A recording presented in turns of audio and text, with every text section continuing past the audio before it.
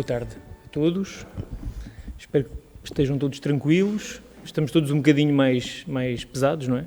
E levamos os nossos níveis de açúcar nos últimos dias, mas vamos agora compensar. E para o tema de hoje, o que é o Espiritismo? Vai ser algo de novo, se calhar, para alguns, para outros vamos relembrar aquilo que já estudámos, mas de certeza que vai ser importante e interessante. Em que momento da história surgiu o Espiritismo? Situamos-lo ali na segunda metade do século XIX. Foi um período revolucionário da história da Europa e uma época de grandes transformações em todos os domínios da vida. Os direitos humanos e civis, a democracia e o nacionalismo, a industrialização e os sistemas de mercado livre deram origem a uma era de mudança e oportunidade. Era uma era de mudança. É o principal que devemos reter. Onde? Paris, França. Vemos ali o Palais Royal, junto ao Museu do Louvre. Foi precisamente o palco do lançamento da obra fundamental da nossa doutrina, o Livro dos Espíritos. Assinado por quem? Allan Kardec. Então, rapidamente, uma biografia rápida de Allan Kardec. Hippolyte Léon Denisard Rivail era o nome dele. Educador, escritor, tradutor. Nasceu em Lyon, onde iniciou os seus estudos e desde muito jovem mostrou inclinação para o estudo das ciências e da filosofia. Foi levado para o famoso Instituto de Educação Pestalozzi, na Suíça, em Verdun. E como dominava várias línguas, começou por se dedicar à tradução de diversas obras didáticas de educação. Mais tarde fundou esse grande estabelecimento de ensino, o Instituto Técnico, onde passou a lecionar. E estamos perante alguém que foi membro, dentre várias sociedades eruditas, a Real Academia de Ciências Naturais, em França. Era um homem muito estudioso e foi ele que nos trouxe a codificação. Hoje não estamos a falar de Allan Kardec, foi uma biografia muito rápida, mas o que ele nos trouxe foi estas obras magníficas que nos orientam e orientam a nossa doutrina. E Allan Kardec, na Revista Espírita, ele dizia sempre que a obra pela qual devíamos começar a estudar é precisamente a obra que nos dá o tema de hoje, que é o que é o Espiritismo. Era a obra que Allan Kardec sugeria que alguém que não conhecesse o Espiritismo e quisesse conhecer, deveria começar a ler. E reparem o que ele diz no preâmbulo da obra. As pessoas que só têm conhecimento superficial do Espiritismo são naturalmente inclinadas a formular certas questões cuja solução podiam, sem dúvida, encontrar num estudo mais aprofundado. Porém, o tempo e muitas vezes a vontade lhes faltam para se entregarem a observações seguidas. Bom, vocês e nós estamos a mostrar que temos tempo e vontade, senão não estávamos aqui. Portanto, já estamos a seguir o conselho dele. Antes de empreenderem essa tarefa, muitos desejam saber pelo menos do que se trata e se vale a pena ocupar-se com tal coisa.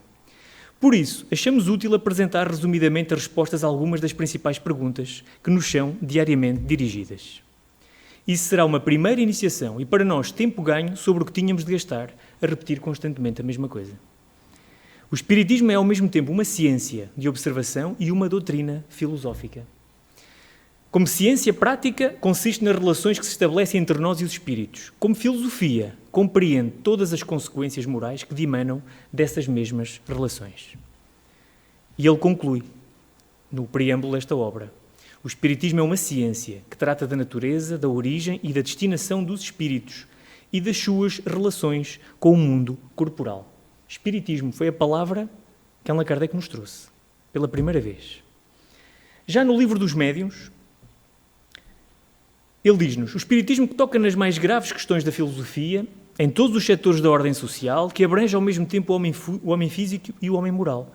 É em si mesmo toda uma ciência, toda uma filosofia, que não podem ser adquiridas em apenas algumas horas. Não basta estudarmos um bocadinho para compreendermos o que o Espiritismo nos quer trazer. E há bocadinho, quando vimos que Allan Kardec foi um homem de ciência, e ele era um verdadeiro cientista, olhem o que ele fez para trazer até nós o Espiritismo.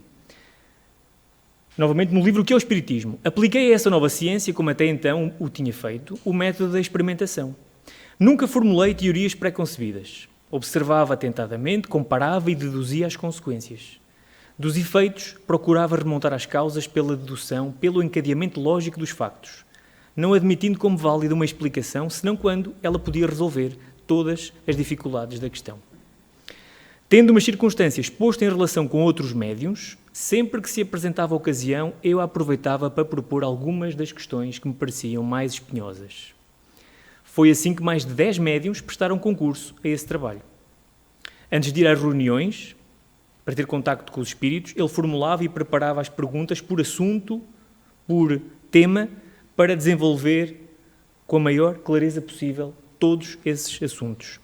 E foi assim, com a comparação e fusão de todas as respostas, coordenadas, classificadas e muitas vezes retocadas no silêncio da meditação, que Allan Kardec lançou o Livro dos Espíritos. Fará na próxima semana 166 anos. Para o astrónomo Camille Flammarion, Allan Kardec era o bom senso encarnado, pois sempre seguiu a orientação de Arasto, que é aquela que também nós devemos usar muitas vezes na nossa vida, não é? Na dúvida, abstente. Mas nós tendemos sempre a querer falar mais do que devemos. Diz um dos vossos antigos provérbios: não admitais, pois, senão o que vos é de uma evidência certa. Desde que uma opinião nova surge, por pouco que ela vos pareça duvidosa, passai-a pelo crivo da razão e da lógica. O que a razão e o bom senso reprovam, rejeitai-o ousadamente. Mais vale repelir 10 verdades do que admitir uma única mentira, uma única teoria falsa. E agora são palavras de Allan Kardec. O nosso critério está na concordância universal corroborada por uma rigorosa lógica. A concordância no ensino dos espíritos é, portanto, o seu melhor controlo, mas ainda necessário que ela se verifique em certas condições. Vamos ver que condições são essas.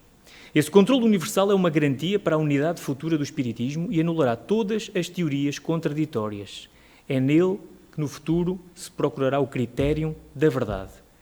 E aqui vemos o controle universal, estes 3 pontos indispensáveis, o da lógica e o da razão. O da unanimidade da opinião da maioria dos espíritos. Ele fazia questões a mais de 10 médiuns, as mesmas questões, para tentar obter as respostas iguais.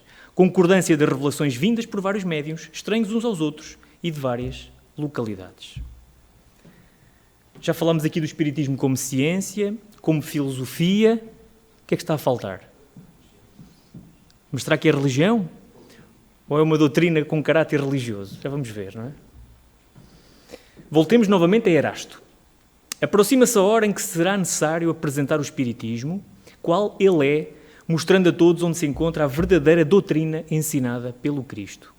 Aproxima-se a hora em que, à face do céu e da terra, terás de proclamar que o espiritismo é a única tradição verdadeiramente cristã, a única verdadeiramente divina e humana.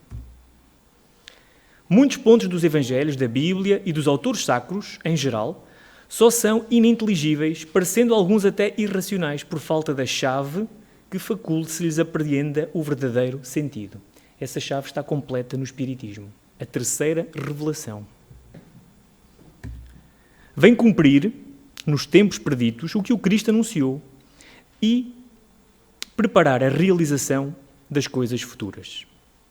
Ele é, pois, obra do Cristo que preside, conforme igualmente o anunciou, à regeneração que se opera e prepara o reino de Deus na terra.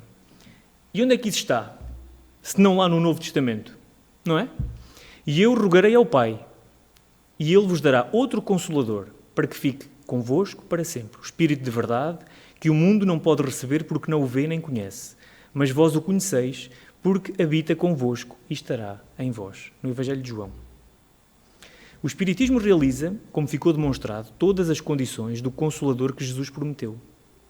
Não é uma doutrina individual, nem de concepção humana.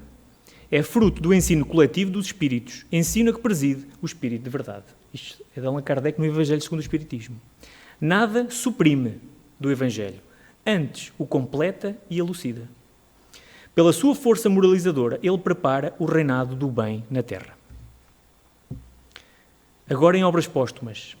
O Espiritismo é uma doutrina filosófica de efeitos religiosos, pelo que forçosamente vai ter as bases fundamentais de todas as religiões, Deus, a alma e a vida futura. Mas não é uma religião constituída, visto que não tem culto, nem rito, nem templos, e que entre os seus adeptos nenhum tomou nem recebeu o título de sacerdote ou de sumo sacerdote. Eu diria que o mais importante não é saber se o Espiritismo é uma religião com R maiúsculo ou não, mas que nos orienta na nossa vida, esse é que é o mais importante, sem dúvida. O laço estabelecido por uma religião, seja qual for o seu objetivo, é essencialmente moral, que liga os corações, que identifica os pensamentos, as aspirações, e não somente o facto de compromissos materiais que se rompem à vontade, que falam mais aos olhos do que ao espírito. O efeito desse laço moral é o de estabelecer entre os que ele une, como consequência da comunidade de vistas e de sentimentos, a fraternidade e a solidariedade, a indulgência e a benevolência mútuas. Já estamos na Revista Espírita. Se assim é, no sentido filosófico, o Espiritismo é uma religião, e nós nos glorificamos por isto, porque é a doutrina que funda os elos da fraternidade e da comunhão de pensamentos, não sobre uma simples convenção, mas sobre as bases mais sólidas, as próprias leis da natureza. Não tendo o Espiritismo nenhum dos caracteres de uma religião, na acessão usual da palavra, não podia nem devia enfeitar-se com um título sobre cujo valor inevitavelmente se teria equivocado. Eis porque simplesmente se diz doutrina filosófica e moral. Emmanuel, no livro O Consolador, podemos tomar o Espiritismo simbolizado como um triângulo de forças espirituais. A ciência e a filosofia vinculam à Terra essa figura simbólica, porém a religião é o ângulo divino que liga ao céu. No seu aspecto científico e filosófico, a doutrina será sempre um campo nobre de investigações humanas, como outros movimentos coletivos de natureza intelectual que visam o aperfeiçoamento da humanidade. Aqui vemos o triângulo da nossa doutrina. Estudamos, esclarecemos-nos e, sem dúvida, com a parte moral vamos sublimar o que há a reparar em nós, enquanto espíritos. Até parece fácil. Perguntaram um dia a Chico Xavier: Chico, estão a querer separar a parte científica, filosófica e religiosa e moral da doutrina. O que é que você acha de tudo isso? E Chico respondeu: se tirarmos a religião do espiritismo, fica um corpo sem coração. Se tirarmos a ciência, fica um corpo sem cabeça. E se tirarmos a filosofia, fica um corpo sem membros. É por isso que aquele triângulo é fundamental. Princípios fundamentais do espiritismo. Tínhamos que falar de alguns. Deus é espírito e é necessário que os seus adoradores o adorem em espírito e em verdade. Novamente no Evangelho de João. A primeira pergunta do Livro dos Espíritos: que é Deus? A inteligência suprema, causa primária de todas as coisas. E logo na questão, pertinho 13, é eterno, imutável, imaterial, único, omnipotente, soberanamente justo e bom. Jesus, novamente no Evangelho de João. A mulher disse-lhe: eu sei que o Messias, que se chama o Cristo, vem. Quando ele vier, vos anunciará tudo. Nos anunciará tudo. E na resposta à questão número 625 do Livro dos Espíritos, qual o tipo mais perfeito que Deus tem oferecido ao homem para lhe servir de guia e modelo? Uma palavra: Jesus.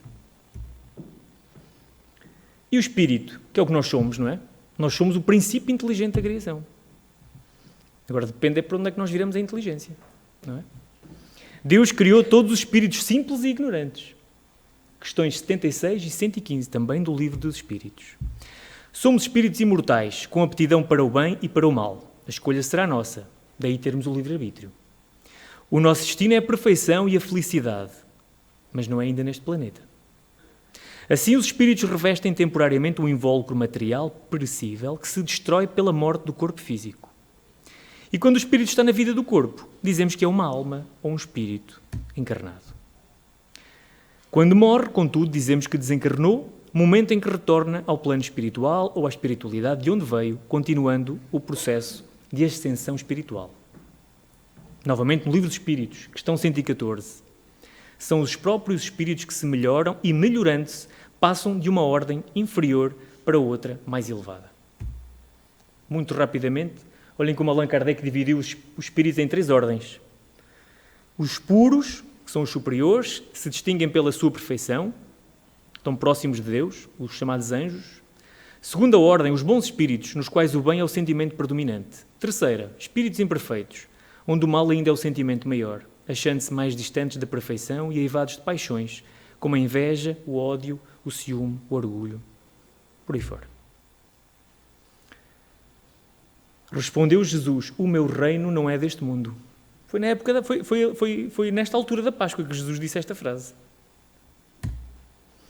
A alma, enquanto ser encarnado, conserva uma vaga lembrança da vida futura que a espera e aguarda. Questão 959 do Livro dos Espíritos. Quarto princípio da nossa doutrina, pluralidade das existências. Jesus respondeu e disse-lhe, na verdade te digo que aquele que não nascer de novo não pode ver o reino de Deus. Questão 167. A expiação, melhoramento progressivo da humanidade. É o objetivo de nós encarnarmos, desencarnarmos, voltarmos a encarnar. A cada nova existência, o espírito dá um passo na senda do progresso. Quando se despojou de todas as impurezas, não precisa mais das provas da vida corpórea. Questão 168 do Livro dos Espíritos.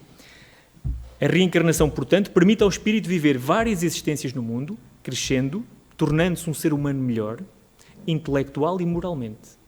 E assim vai se aproximando, cada vez mais, das leis de Deus. Pluralidade dos mundos habitados. Na casa de meu pai há muitas moradas. Acrescentou o Nuno e bem, o único não comprovado pela ciência. São habitados todos os globos que se movem no espaço e o homem terreno está longe de ser, como se supõe, o primeiro em inteligência, em bondade e em perfeição. É a resposta à questão 55 do Livro dos Espíritos. Eu acredito que seja uma boa resposta, porque, de facto, sermos só nós não me batia muito certo. Não batia muito certo. A casa do Pai é o universo e as diferentes moradas são os mundos que circulam no espaço infinito, oferecendo ao espírito mundos correspondentes ao seu adiantamento. A nós ainda nos cabe ficar aqui na Terra, não é? Que é um mundo de provas e expiações.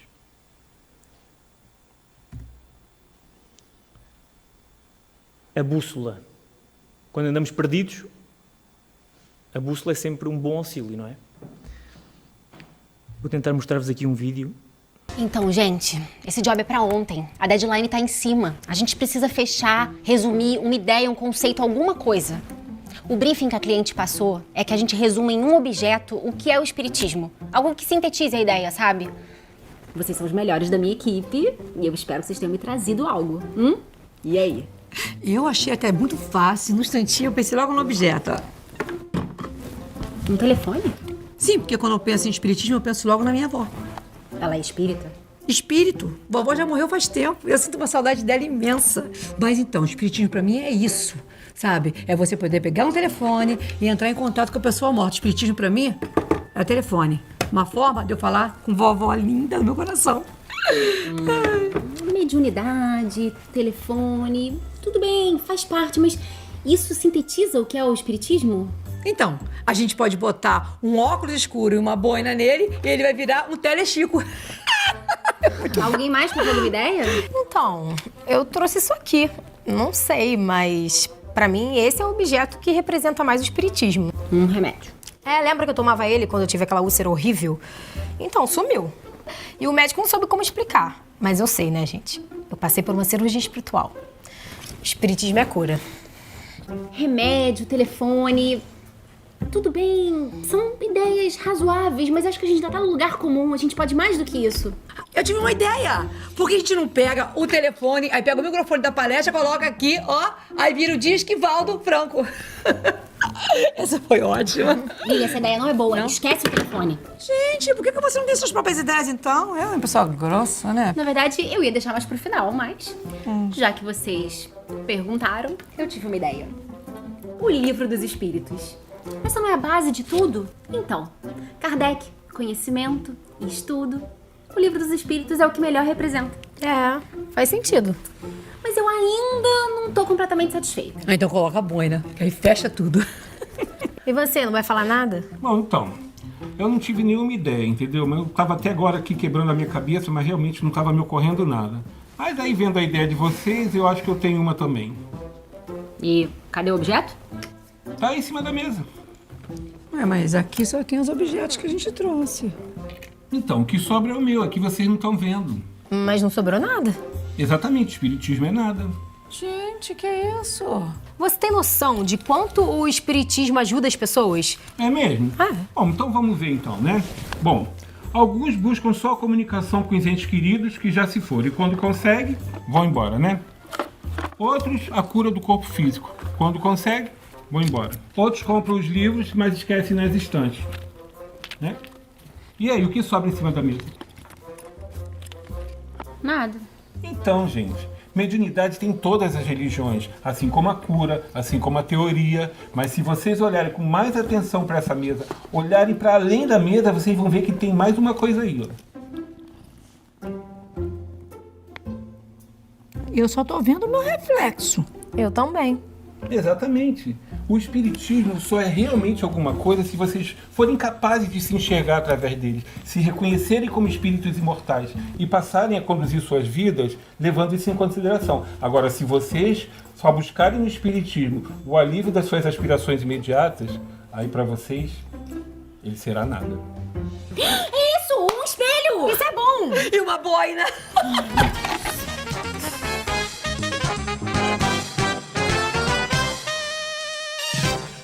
Melhoria dos homens, fora da caridade não há salvação. O que é que será que isto quer dizer?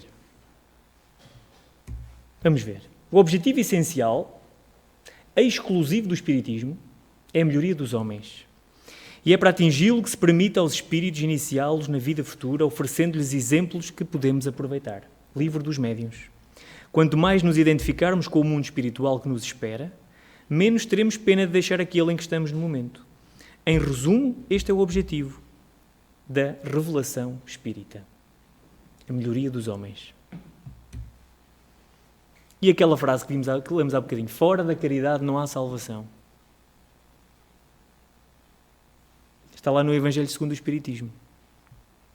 E é outro dos grandes ensinamentos e dos objetivos da doutrina. Meus filhos, na máxima fora da caridade não há salvação, estão encerrados os destinos dos homens na terra e no céu. Na terra, porque à sombra desse estandarte eles viverão em paz.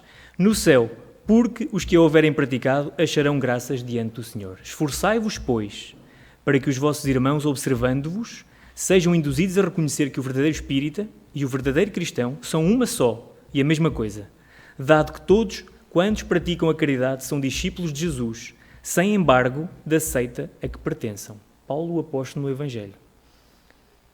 É óbvio que nós escolhemos a doutrina, somos espíritas, somos acima de tudo cristãos, mas também queremos ser espíritas, porque dá muito trabalho ser espírita. E a frase não é minha. Eu penso que é de Raul Teixeira, se não estou enganado. Mas como é bom nós sabermos que existe a doutrina, e alguns desde pequeninos, mas também é muito mais responsabilidade para nós. Sobretudo porque, observando-vos, se formos verdadeiros espíritas, vamos ser esse exemplo de Jesus.